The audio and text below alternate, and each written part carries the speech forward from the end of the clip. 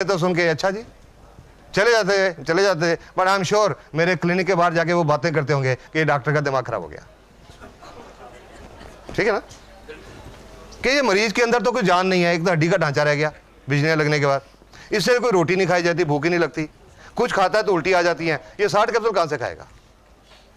नहीं खा सकता ऐसा पेशेंट 60 कैप्सूल नहीं खा सकता। वो खिलाने का एक खास तरीका है। ये जो 60 कैप्सूल है इनका हम पाउडर खोल लेते हैं, पाउडर निकाल लेते हैं 60 कैप्सूल का, 30 RG 30 GL, और एक ऐसी मिनरल वाटर की बोतल, उसमें आधा लीटर पानी, थोड़ा गर्म पानी, गुनगुना पानी, ये लेके ये जो 60 कैप्सूल का पाउडर है ये उसके अंदर डाल देते हैं। ढक्कन को अच्छी तरह बंद करके उस बोतल को जोर जोर से ऐसे शेक करते हैं, अप एंड डाउन डायरेक्शन, कम से कम 100 दफा, कम से कम 100 बार। इसको बोलते हैं पोटेंटाइज करना। ये एक होम्योपैथिक प्रिंसिपल है, पोटेंटाइज करना। और 100 दफा शेक करके जो आधा लीटर सस्पेंशन तैयार हो गई वो उस कैंसर के मरीज को हर 5-10 मिनट में 1-2 चम्मच करके पिला देते हैं, और 1.5-2 घंटे में ये पूरा खत्म कर देते हैं। इसको बोलते हैं डाइट थेरेपी। डाइट थेरेपी हर रोज उस कैंसर के पेशेंट को हम ये डाइट थेरेपी देते हैं, 60 कैप्सूल की डोज, महीना 1.5 महीना। और जिस पेशेंट को कैंसर अस्पताल ने बोला कुछ दिनों के मेहमान हैं और उनका महीना 1.5 महीना गुजर गया, कंडीशन थोड़ी स्टेबल होगी, बेटर होगी, उसके बाद डोज रिड्यूस करते हैं, फिर कम करते हैं, पर शुरू इस तरीके से करते हैं। और वो जो मैं कैप्टन राजेंद्र सिंह की और वो उनकी बात कर रहा हूँ, जलंधर वालों की, ये डोज उनको स्टार्ट कराई थी, ये कह के भगवान का नाम लो, जस्ट टेक ए चांस कि जितना टाइम बचा ठीक ठाक गुजर जाए। और आज इस डोज से बहुत सारे लोग कैंसर फ्री हो चुके हैं। लेकिन कोई झूठा दावा नहीं करता मैं ना रिएक्शन कंपनी कि इससे हर कैंसर ठीक हो गया। नहीं, हर कोई नहीं ठीक हुआ। कुछ ऐसे भी थे टर्मिनल पेशेंट जो नहीं बचे, लेकिन उसके बावजूद उनके रिश्तेदारों ने आके थैंक्स किया कि जितना टाइम वो जिए ठीक ठाक जिए। जो पहले दर्द होती थी अब वो दर्द नहीं होती थी, टीका नहीं लगाना पड़ता था। पहले खाना नहीं खा सकते थे, अब खाना खाते थे, चलते फिरते रहे। गैनो डब्बा ने बहुत अच्छा काम किया। ये डाइट थेरेपी ऐसे कैंसर के लोगों के लिए। एक और चीज होती है जिसमें डाइट थेरेपी काम करती है। कोई इंसान बहुत हेल्दी है, 130 किलो को हेल्दी कहेंगे क्या? लोग कहते हैं जी वो मेरी फलानी एक मामी है वो बहुत हेल्दी है। हेल्दी नहीं कहेंगे इसको, बहुत अनहेल्दी है। 125-30 किलो का वजन है। तो जो लोग जल्दी वेट लूज करना चाहते हैं उनको भी डाइट थेरेपी रिकमेंड करते हैं। ये एक पेशेंट की रिपोर्ट है, ये मलेशिया की रिपोर्ट है। ये आप इस आदमी को देखिए, इसका पेट देखिए। इनका वजन था 86.5 किलो, 86.5, और इनकी वेस्ट थी 42 इंचेस। इन्होंने ये डाइट थेरेपी शुरू की और साथ में बोलते हैं कि मैंने दोपहर को हल्का खाना खाया, सुबह शाम सिर्फ फल फ्रूट खाए, पाइनएप्पल, पियर, एप्पल, गुआवा और वाटरमेलन, सिर्फ फल फ्रूट सुबह शाम, और साथ में थोड़ी एक्सरसाइज की। 21 दिन के बाद 13.5 किलो वजन घटा इन 21 डेज, और कमर 42 से 37 inch. Diet therapy. Diet therapy एक और किस्म के लोगों के लिए भी, कोई गठिए का पेशेंट जिसको ये पता लगेगा दर्द बढ़ेगा, अरे नहीं मैं नहीं लूंगा कि दर्द बढ़ जाएगा, उनको डाइट थेरेपी शुरू कराते हैं, क्योंकि इसमें एलमेंट रिफ्लेक्शन कम आते हैं या नहीं आते। ऐसे लोगों को भी डाइट थेरेपी शुरू करते हैं। सब ये जो तैयार करते हैं ये कितने टाइम तक ठीक रहता है? 1.5-2 घंटा बस, उससे ज़्यादा नहीं। उससे ज़्यादा ये जब हम इससे ऐसे हिलाते हैं ना, इसमें एक बड़ी डायनेमिक पावर पैदा होती है। ये जो क्या होता है, पानी के अंदर कुछ जो पानी के कण होते हैं इनको बोलते हैं MC, molecular clusters. Molecular clusters, जो पानी, आम पानी का जो साइज होता है मॉलिक्यूलर क्लस्टर्स का 13 से 15 MC पर क्यूबिक मिलीलीटर। जब ये करते हैं वो 13 से 15 के बजाय 2-3 हो जाता है, उनकी एब्जॉर्प्शन सेल में बढ़ जाती है। और 2 घंटे के अंदर वो डायनेमिक पावर रहती है, उसका खत्म हो जाती है। सपोजिंग कोई पेशेंट है, उसने अभी आधा पिया, नहीं पिया गया 2 घंटे में, तो 2 घंटे के बाद इसको फिर से ला लो, फिर वो 100 बार फिर ला के फिर से वो पैदा करके फिर 1.5-2 घंटे में खत्म कर दो। ऐसा भी कर सकते हैं, लाइक दैट। 1-1.5 महीना, 1 महीने तक continue daily, every day. Sir ये जो Every day. पेशेंट है जिसका ओवरवेट था, तो इसको कितना डोज, ये तो हैवी है ना, इसके लिए ये इतना ही डोज देना चाहिए किसके लिए? जो एक्सेस वेट है, हाँ। जैसे 86 केजी है, हाँ। फॉर एग्जांपल मेरे Okay, ब्रदर का है, हाँ। और उनको जोड़ों पे भी दर्द है, उनको नॉर्मल 1, 2, 3 से शुरू कराओ। वो पैर बढ़ाएं, हाँ, उसी से बढ़ाओ। तो उसी से एक पटियाला में एक औरत है, उनको गठिया है, उनको एक ही पैर स्टार्ट किया था, उन्होंने एक पैर बढ़ाया ही नहीं, 2 महीने तक एक ही पैर रहते रहे। 2 महीने में उन्होंने 8 किलो वजन लूज कर दिया, सिर्फ एक पैर से। अब उनका गठिया भी ठीक है और अब उनका वो भी ठीक है। हाँ जी, जनरली अगर पैर ना बढ़ाए पहली डोज पे ही चलता रहे तो कब तक चलना है? क्या होता है?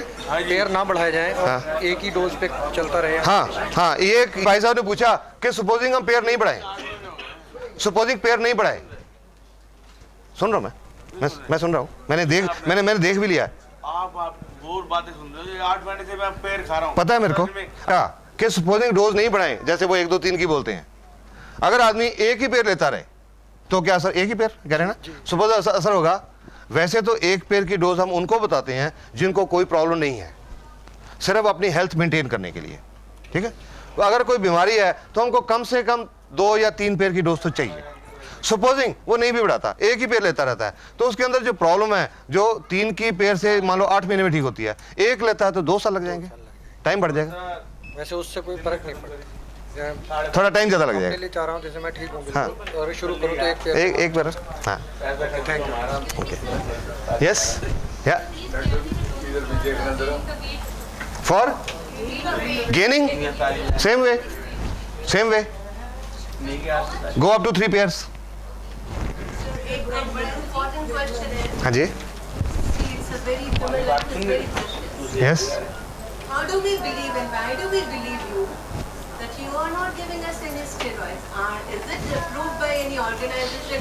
Since you say that you got so many examples, has it been approved by WHO or anybody before we all start going ahead? I'm just sorry. Yeah. Thank you. No, it's a very valid question. It's a very valid question, and this question must be answered. Must be answered. Otherwise, we don't want to keep people in the dark. We are layman. Yeah, Steroid for us. we don't want to keep the people in the dark. Okay. I'll just tell you.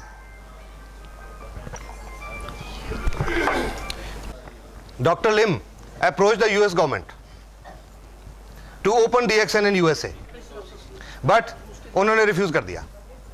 US government ने refuse कर दिया क्योंकि वो हर खाने की चीज के बारे में, दवाई के बारे में बहुत स्ट्रिक्ट है। Their standards are very strict. It was handed over to FDA. FDA started experimenting. 1 साल एक्सपेरिमेंट करने के बाद DXN was opened in California after FDA approved it as a safe food supplement. और कई लेबोरेटरीज की reports हैं हमारे पास about betamethasone absent, corticosteroid absent, dexamethasone absent, prednisolone absent, ये रिपोर्ट्स हैं। अब कुछ लोगों ने मेरे को ये भी बताया जी हमने वो हमारे शहर में एक लेबोरेटरी टेस्ट कराया था, I've gone through all this, test कराया था, उन्होंने बोला इसमें स्टीरॉइड है। ठीक है, एक छोटी लेबोरेटरी के पास इसको टेस्ट करने का इंतजाम होता ही नहीं है। पहली बात, इंडिया में सिर्फ 1 या 2 लेबोरेटरी हैं, बॉम्बे में एम्स में होगी, उनके पास है, हर लेबोरेटरी कर ही नहीं सकती। एक चीज होती है जिसको हम बोलते हैं sterol, there is something called sterol which is a natural thing, वो नेचुरल प्लांट्स में होती है। वो स्टीरॉल का टेस्ट भी पॉजिटिव आता है because ganoderma contains that ergosterol. Ergosterol is a natural precursor of hormones. It contains that, जिसकी वजह से छोटी मोटी लेबोरेटरी वाले इसमें स्टीरॉइड दिखा देते हैं। पर हमारे पास सिंगापुर की लेबोरेटरी, मलेशिया की लेबोरेटरी, चेन्नई की लेबोरेटरीज इंडिया में जब आई थी, ड्रग कंट्रोल ऑफ इंडिया ने सब कुछ वेरीफाई किया था। Then DXN was allowed to come in India and 1993 में DXN कंपनी मलेशिया में शुरू हुई और आज दुनिया के 53 कंट्रीज में चल रही है। There must something must have been found, उसके बिना नहीं हो सकता। और अगर USA जैसे कंट्री में खुली, कनाडा में खुली, ऑस्ट्रेलिया में खुली, I don't think they will allow it without verifying. चल रही है, you can rest assured. Report चाहिए, बहुत सारी हैं, इंटरनेट के ऊपर बहुत रिपोर्ट्स अवेलेबल हैं। You will find one ergosterol. कितनी है सर? थोड़ा सा रिपोर्ट आती है। आप एज बताइए मेरे को, एज कितनी है? एज, उम्र? 32।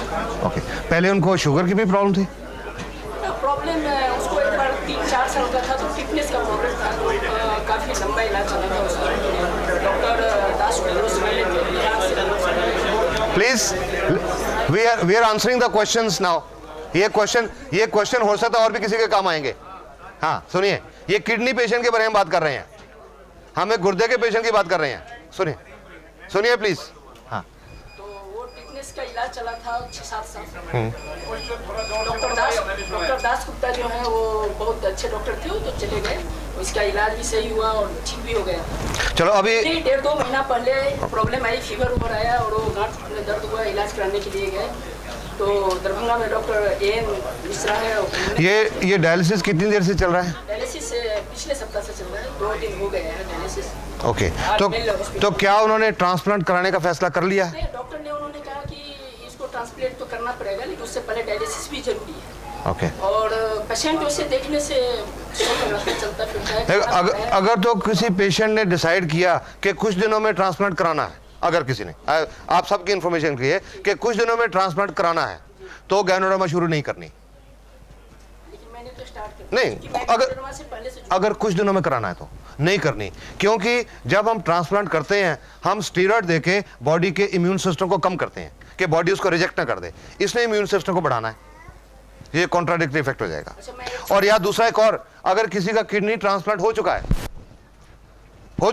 6 महीने तक गैनोडर्मा नहीं देनी, otherwise there are chances body will reject the kidney. Sir जैसे डायलिसिस चल रहा है उसका, ये दवा मैं बिना डॉक्टर से पूछे हुए मैं दे रहा हूँ, मतलब मैं इसलिए कि डॉक्टर मना करेंगे मुझे पता है, डेफिनेटली, इसलिए मैं चुपचाप उसको खिला रहा हूँ। दोनों में से 2-2 गोली सुबह और 2-2 गोली। मैं इसका आपको एक पेशेंट का एग्जांपल बताता हूँ, शायद आपके जॉब का मिल जाएगा, औरों के लिए भी होगा। बैठिए। लगभग 2 साल पहले एक किडनी के पेशेंट को देखने के लिए बुलाया गया था मेरे को। चंडीगढ़ के पास एक जगह है, वहां उस औरत का डायलिसिस चल रहा था कुछ टाइम से, और उन्होंने ट्रांसप्लांट के लिए कहा अपने डॉक्टर को, जो किडनी का इलाज चल रहा था।